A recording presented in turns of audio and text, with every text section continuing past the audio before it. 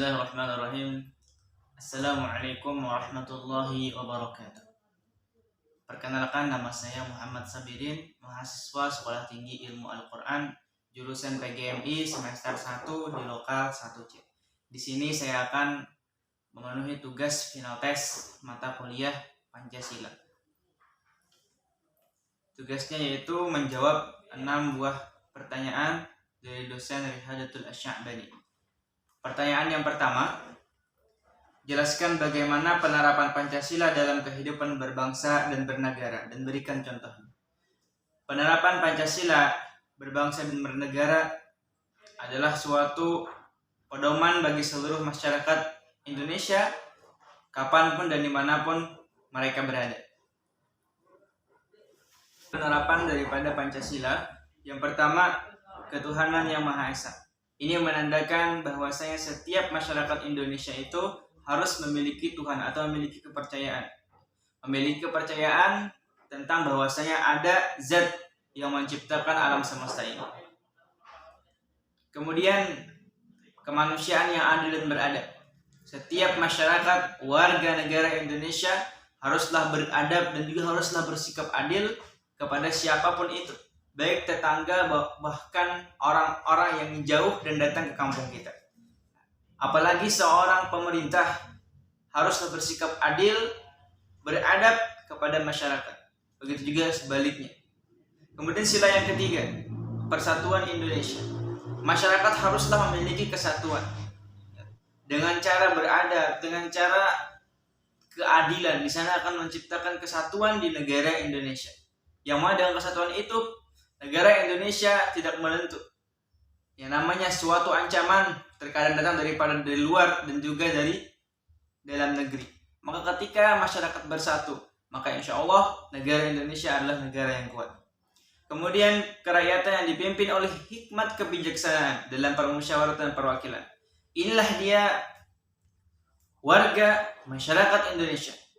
Ketika mengambil suatu masalah, penyelesaiannya haruslah berdasarkan mufakat, haruslah berdasarkan musyawarah bersama-sama agar mencapai tujuan yang maksimal.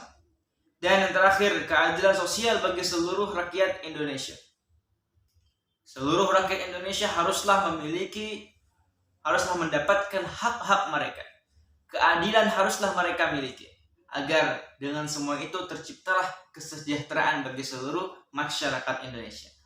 Kemudian soal yang kedua, jelaskan bagaimana hubungan Pancasila, agama, dan negara. Pancasila dan agama memiliki hubungan mengenai prinsip ketuhanan. Pancasila mengedepankan prinsip ketuhanan dengan mencantumkannya di sila pertama. Agama mengajarkan kepada pemeluk-pemeluknya untuk senantiasa taat kepada Tuhannya. Indonesia merupakan salah satu negara yang bertuhan. Artinya setiap warga negara mempercayai adanya Tuhan. Sehingga prinsip ketuhanan dicantumkan di dalam sila pertama Pancasila yang merupakan dasar serta ideologi negara Indonesia. Di Indonesia terdapat beberapa agama yang berbeda-beda sehingga untuk menjaga keturunan di negara, kerukunan di antara masyarakat, maka sila pertama di dalam Pancasila dibuat dengan bahasa yang umum dan mencakup seluruh warga negara. Setiap warga negara diberikan kebebasan dalam memeluk agamanya dan menjalankan ibadah-ibadahnya sesuai dengan perintah agamanya masing-masing.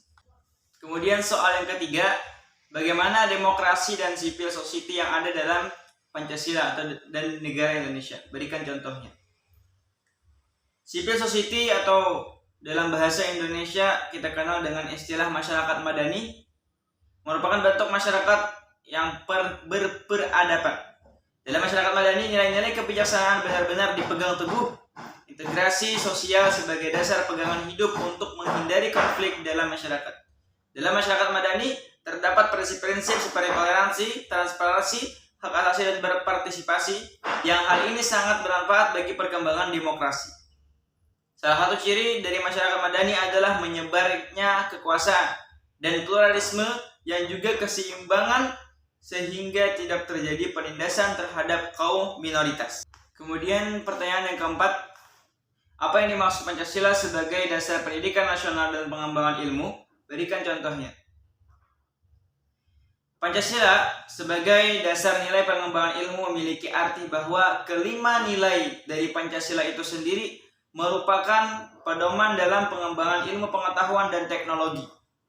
Akan tetapi sejalan dengan perkembangan iptek di masa kini tidak dipungkiri selain dampak positif juga terdapat dampak negatif. Pengaruh dari budaya luar dengan mudah masuk ke Indonesia menyebabkan lunturnya budaya Indonesia. Dan juga dijumpai kasus-kasus penyalahgunaan iptek yang tidak sesuai dengan nilai-nilai Pancasila. Oleh karena itu, kedudukan Pancasila sebagai dasar nilai pengembangan ilmu penting dan alangkah baiknya apabila meletakkan Pancasila sebagai etika pengembangan iptek. Kemudian soalan kelima, berikan contoh hak asasi manusia Pancasila. Yang pertama, jaminan atas hak dalam memeluk agama, melaksanakan ibadah dan menghormati perbedaan agama. Yang kedua, jaminan untuk memiliki persamaan derajat, persamaan hak dan persamaan kewajiban. Yang ketiga, jaminan untuk hidup merdeka, mempunyai martabat dan hak-hak yang sama. Yang keempat, jaminan untuk memiliki hak partisipasi masyarakat. Yang kelima, jaminan atas hak asasi manusia dalam sila kelima. Pertanyaan yang keenam, jelaskan tantangan dan peluang Pancasila di masa yang akan datang. Berikan contohnya. Tentu Pancasila memiliki tantangan dimanapun dan kapanpun itu. Terlebih di masa yang akan datang, dikarenakan ilmu pengetahuan dan teknologi sudah semakin tinggi, maka di sanalah Pancasila yang nantinya memiliki tantangan yang sangat berat. Budaya-budaya yang masuk bisa saja menghilangkan nilai-nilai daripada Pancasila. Akan tapi di sisi lain, Pancasila juga memiliki suatu peluang dengan perkembangannya ilmu pengetahuan teknologi, agar diharapkan masyarakat Indonesia seluruh dari Sabang sampai Merauke memiliki pengetahuan yang mana pengetahuan itu bisa diakses oleh seluruh warga masyarakat Indonesia. Sekian dari saya, Ahmad Samirin. Mohon maaf jika terdapat kesalahan dan kebenaran hanyalah milik Allah Subhanahu wa taala. Syukran. Wassalamualaikum warahmatullahi wabarakatuh.